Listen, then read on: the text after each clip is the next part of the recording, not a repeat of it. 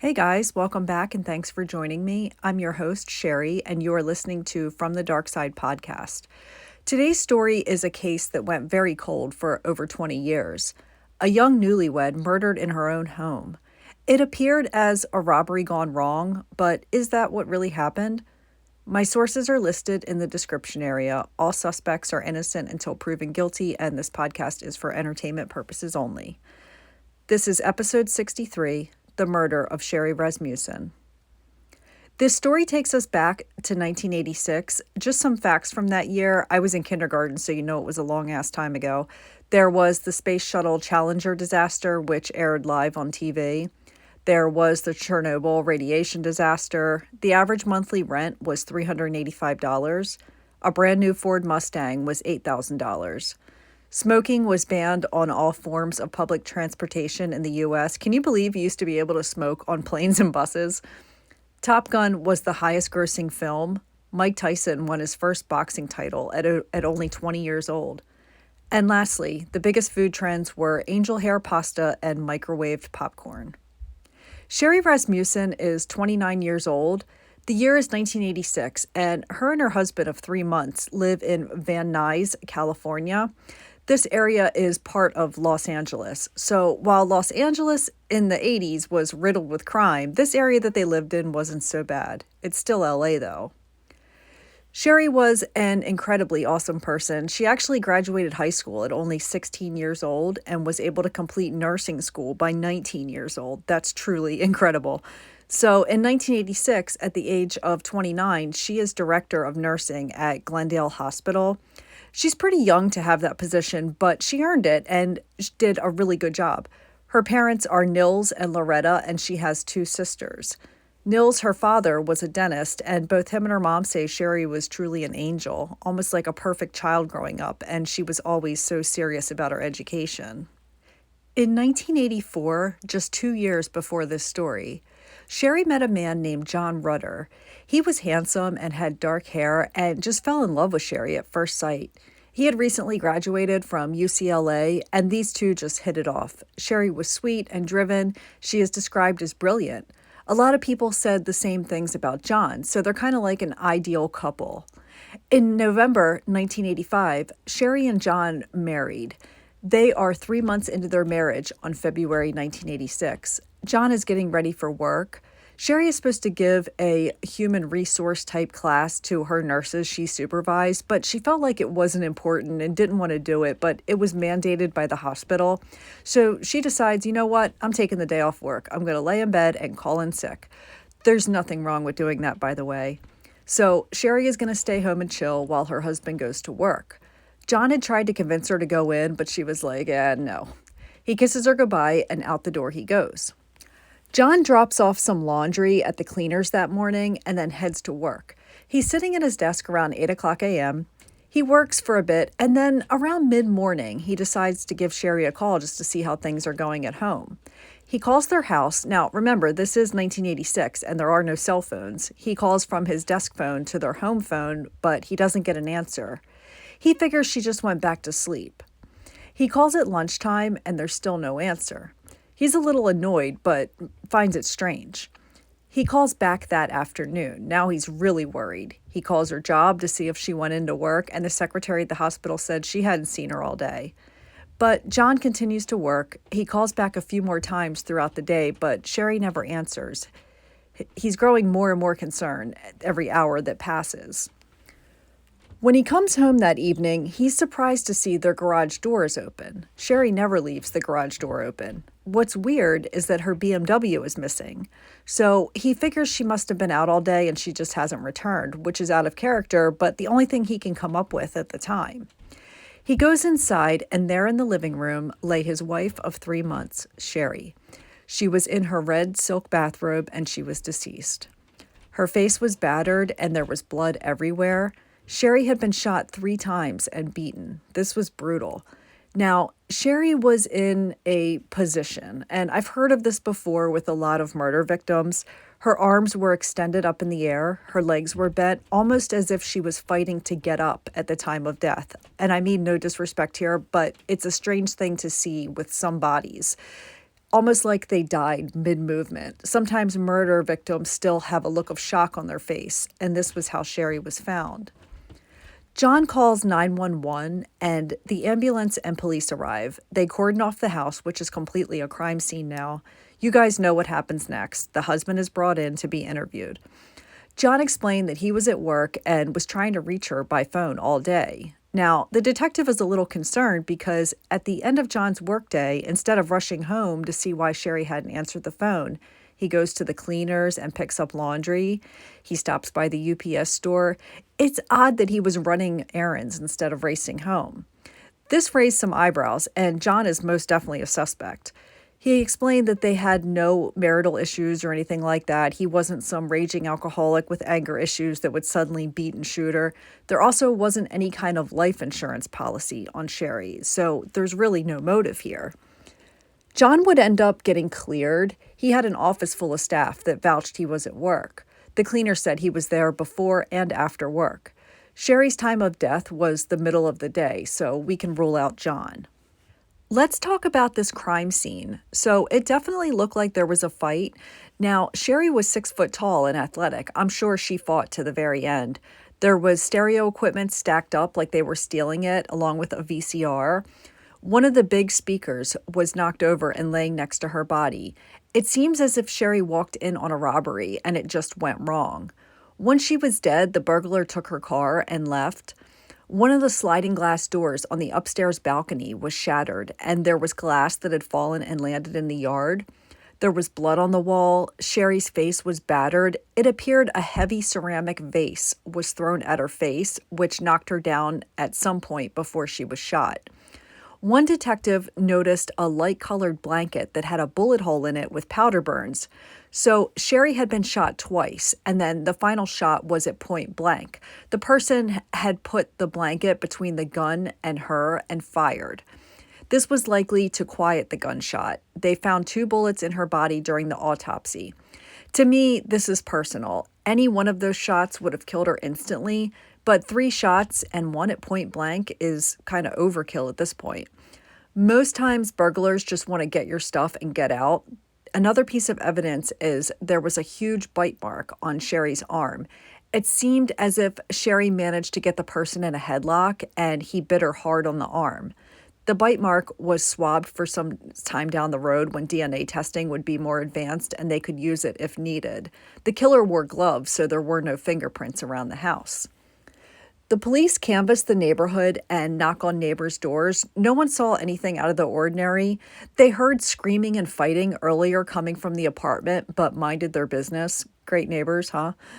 This screaming and fighting was likely when Sherri walked in and confronted the burglars in her house. They said Sherri and John were nice people who never bothered a soul. They get to one house and the lady says, "Wait, I have something." She goes inside and then comes back out carrying a purse. She said some men were working in the area and found a purse in her yard and knocked on the door and gave it to her. Inside the purse was Sherri's driver's license and other things that belonged to her. How her purse ended up in a neighbor's yard, we have no idea. The only things stolen were their marriage license and Sherri's BMW. It seems like the robber left in a hurry. A detective tells John that he believed that the front door was unlocked. Sherri was upstairs. Some robbers come inside. Sherri comes downstairs and startled them, and that's when they killed her. John asks why they wouldn't just run. Why did they have to kill her? He says he doesn't know why. Not long after Sherri's murder, something similar happens. Nearby Sherri's house, a woman was coming home, and she noticed her front door was open. She pushed it the rest of the way open, and there is a man in her front entrance stacking up stereo equipment. She screams, and at that moment, she sees another man come out of a room in her house. He points a gun at her. She is screaming her head off and takes off running down the street. She got away. She describes the men to police, and that night, all over the news, the sketches of two Latino men were everywhere. Now we have something to go on with Sherri's case. It seems everything was similar. These two Latino men could have been Sherri's murderers. Just 1 week after Sherri's murder, a clue pops up. Sherri's BMW was found. It was in a really bad part of the hood, an area known for heavy crime. The weird part is that it still had the keys in it and it was unlocked. Nothing was stolen out of it. It's dusted for fingerprints and nothing out of the ordinary turns up. They did find a strand of dark hair, but that could be John's or hers or one of her friends. Nothing of significance was found to help with the case, and the car is given back to John. Sherri's case grew colder and colder as the months went on, eventually years. It's Los Angeles, and there's murders that happen every day. But Sherri's parents never gave up. They wrote letters, they petitioned to have her case be re-examined, they asked if something could be done with the bite mark swab. The police say they don't have the time or the money to test the DNA, so Sherri's parents offered to pay for it, and they still declined. The thing with DNA testing, especially back in 1986 when it's in its very early stages, you kind of only get one shot with it. Once you use the DNA for a test, that's it. So the longer you wait for technology to advance, the more accurate the results will be. It wouldn't be until 2004 and early 2005, a criminologist for the cold case unit named Jennifer stumbled upon Sherri's file and found it intriguing. The fact that she had a bite mark was pretty big evidence. This is the mid-2000s and technology is taking off quickly. Plus, the LAPD had a lot of money now to invest in cold cases. Jennifer needs the vial that contained the swab of Sherri's arm where the bite mark was, but it's missing. The evidence room is packed. You got to remember, Sherri was murdered in 1986. There's another 18 years of evidence from other cases in Los Angeles on top of hers. It's like finding a needle in a haystack. The DNA sample was eventually located in a coroner's freezer all the way in the back. This was exciting. Jennifer is going to run the sample and hopes and prays she has a match so whoever did this to Sherri can be put away.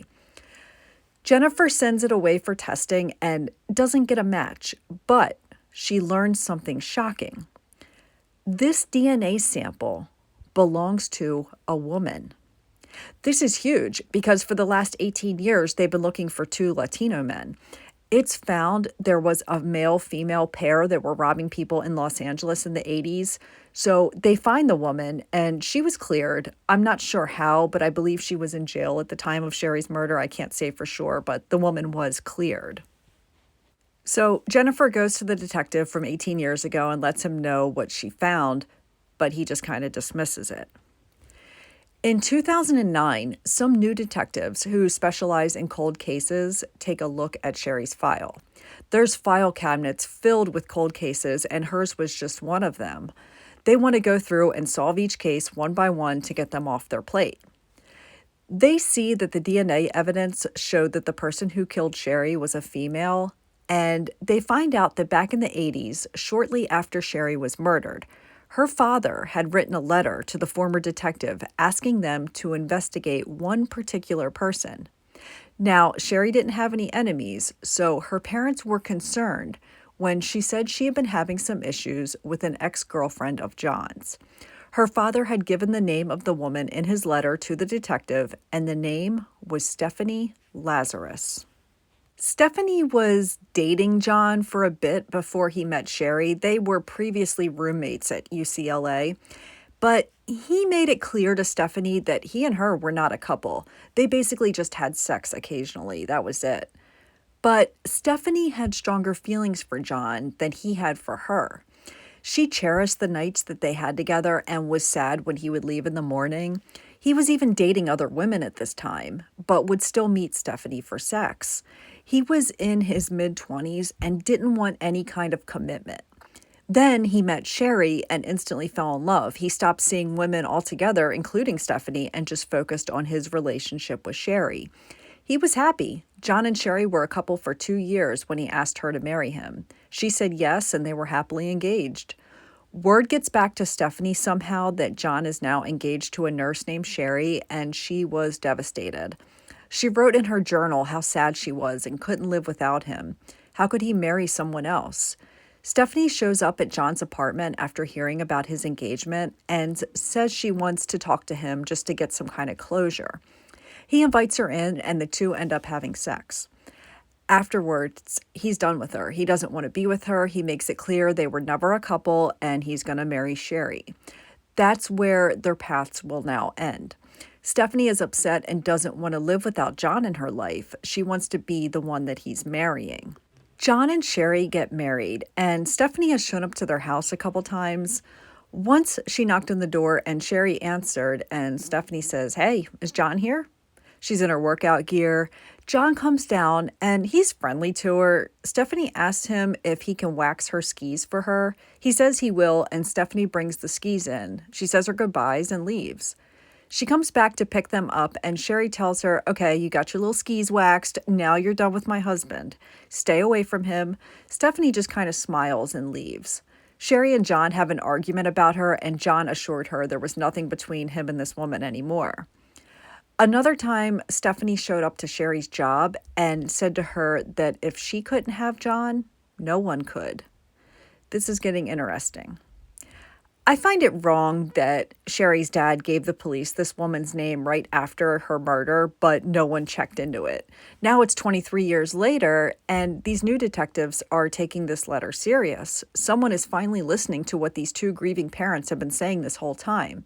The previous detectives were so focused on these two Latino men that they never thought it could be anybody else. Her dad even offered $10,000 of his own money to anyone who had any info. He called countless times and asked them to check into a woman named Stephanie who used to date John. So these LAPD detectives know they have to talk to Stephanie Lazarus. There's just one small problem. Stephanie is an LAPD detective. This is going to be weird. How are you going to investigate your fellow officer? She literally works down the hall. The detectives have to be careful and not let word get out. They don't want someone to tip her off. They refer to her as number 5. They worked in secret and were careful not leaving a digital trail. So Stephanie is now 51 years old. She is married, and her husband, who is also an officer, adopted a child. She is known to be a great person and wife. She was a good mom and had been a police officer for years before being promoted to detective. She worked with the DARE program in the 80s and the 90s. She doesn't have a single mark on her employee record. No disciplinary strikes. This lady was good and well respected, an ideal officer. She eventually got another promotion. Now she has like the coolest job ever. She's in charge of art theft crimes and expensive jewelry and items like that for LAPD. Think of movies with art heists. Basically, if Kim Kardashian's house was broken into and someone stole jewelry and some paintings, Stephanie is the detective assigned to the case. It wasn't easy to get this job. She had to be recommended after years of serving as a detective. This is a top-tier position that other detectives strive to get. So she knows how the law works, and she knows her rights, and she knows how investigations work. This wasn't going to be easy. She's higher ranked than the detectives investigating her. They had to get special permission from their bosses to do this, and it involved internal affairs. Everything was in code, so her name didn't accidentally get leaked in the building.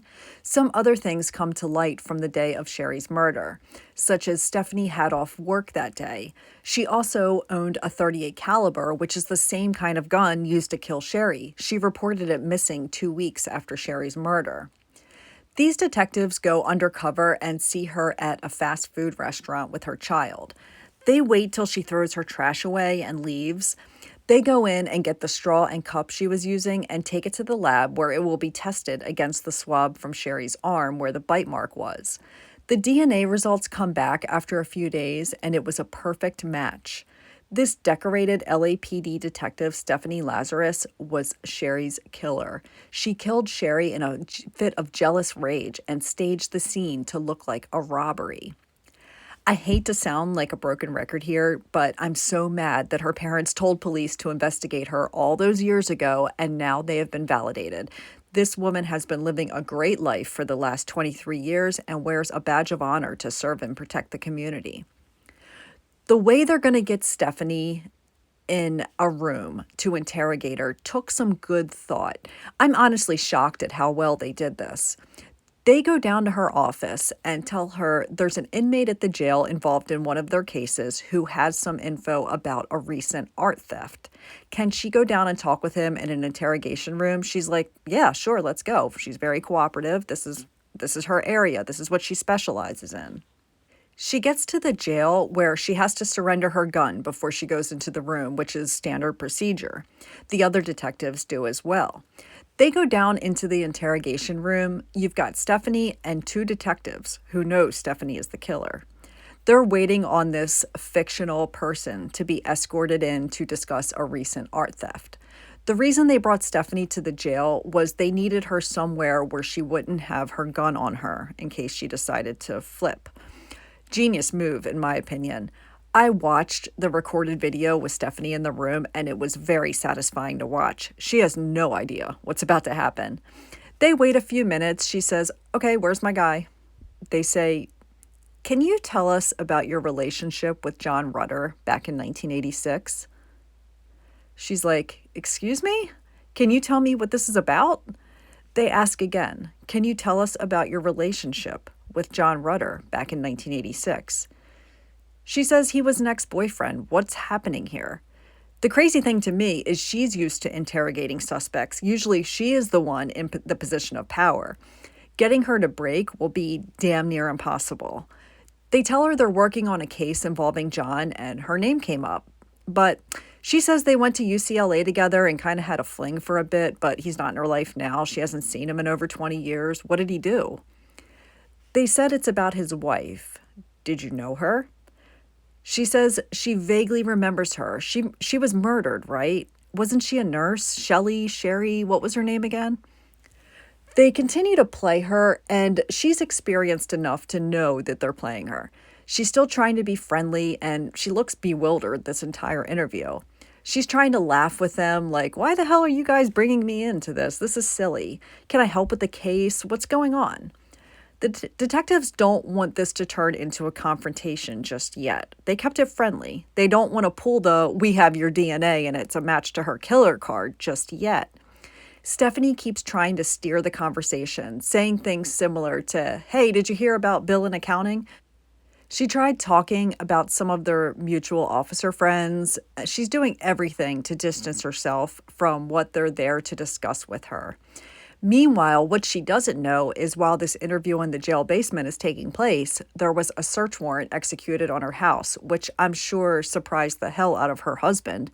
They are looking for any other evidence, even though it's been 23 years.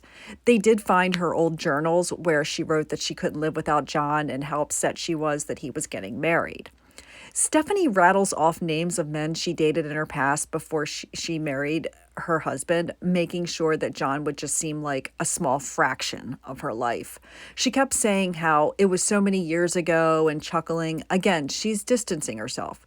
She rambles on when they press her about certain things. She's playing forgetful. She says, well, yeah, I remember talking to her once, or was it twice? I remember telling her John needed to stay away from me because he was getting married and that would be wrong.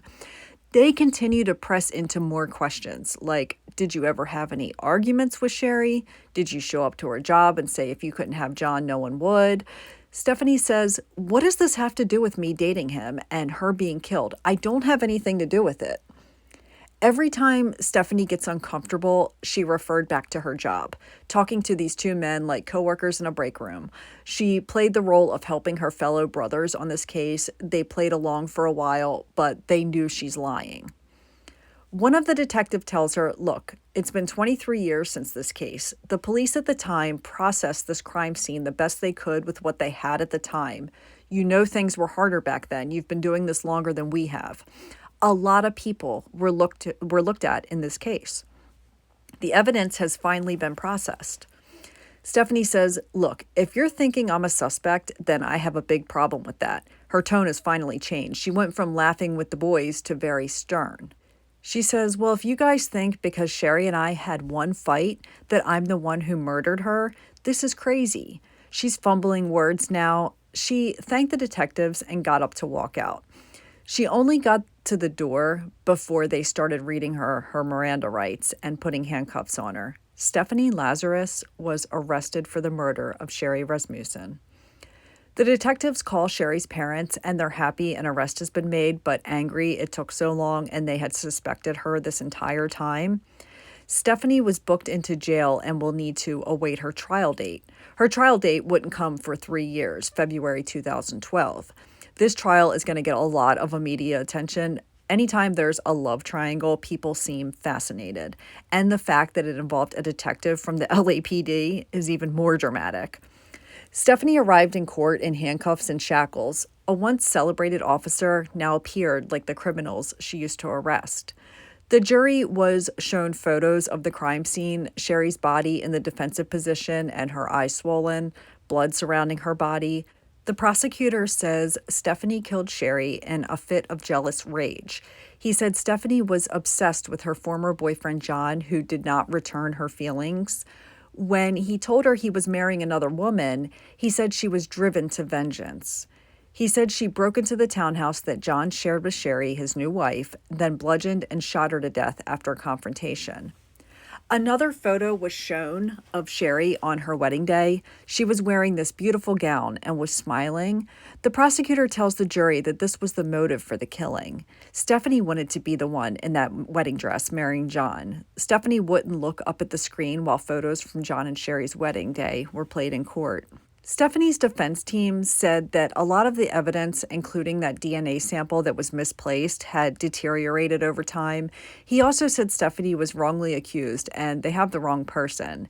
He did the same thing Stephanie did during her interrogation, kept referring to how old the case was, how it was so many years ago. There is no statute of limitations on murder. There are on every other crime. You could be charged with murder even 80 years after it happened. One of the witnesses called up was an LAPD police officer. He was one of the first on the scene. He was telling jurors about how distraught John was at the house while they're processing this scene. The defense attorney asked him if just months ago he told prosecutors while they were planning their case against Stephanie that he didn't remember a thing from this case, which he said yes. But he tells the attorney while he's on the stand that he asked for his notes from the case back then and that triggered his memories from that night. Sherri's sister testified about Sherri and John's new marriage. She said how happy they both were. They held hands everywhere they went. They were basically still on their honeymoon. Sherri was over the moon and in love with John, and he was in love with her. They were a happy couple. John gave a victim impact statement at her trial. John is much older now, just like Stephanie. He got very emotional talking about his wife of only 3 months. After her death, he moved out of the house they shared. He eventually remarried and moved out of the city. He felt extreme guilt that now he knows he was the reason behind Sherri's death. She was murdered over him, and she was just an innocent victim. He apologized to Sherri's family. In March 2012, Stephanie Lazarus was convicted of the murder of Sherri Rasmussen. She was sentenced to 27 years to life. She will be in her 80s after 27 years. She filed an appeal but lost. She is currently incarcerated and has been since 2009. She is at the California Institution for Women in Corona, California. I don't know whatever happened to her husband and adopted child. I suppose they have moved on with their lives. Sherri's parents, who are elderly at this point, sued the LAPD, saying that the officers' handling of the case caused them emotional distress, especially investigators' refusal to take their claims about Stephanie serious. They lost, however, because too much time had passed since her death. There's a statute of limitations on everything except murder, like I mentioned earlier. Basically, they waited too long to file the lawsuit. Sherri's father died in 2020 at the age of 86 years old. Her mother died in 2022 at the age of 87. Today, in 2023, Sherri would be 66 years old. She would likely have retired from a long career of nursing. She may have had children or not. She was a great person who was just an innocent victim. Any woman that John would have married would have likely been killed by Stephanie. She wanted to be his wife. Rest in peace to Sherri, and thank you all for joining me, and I'll see you all again soon. Take care, and much love to you all.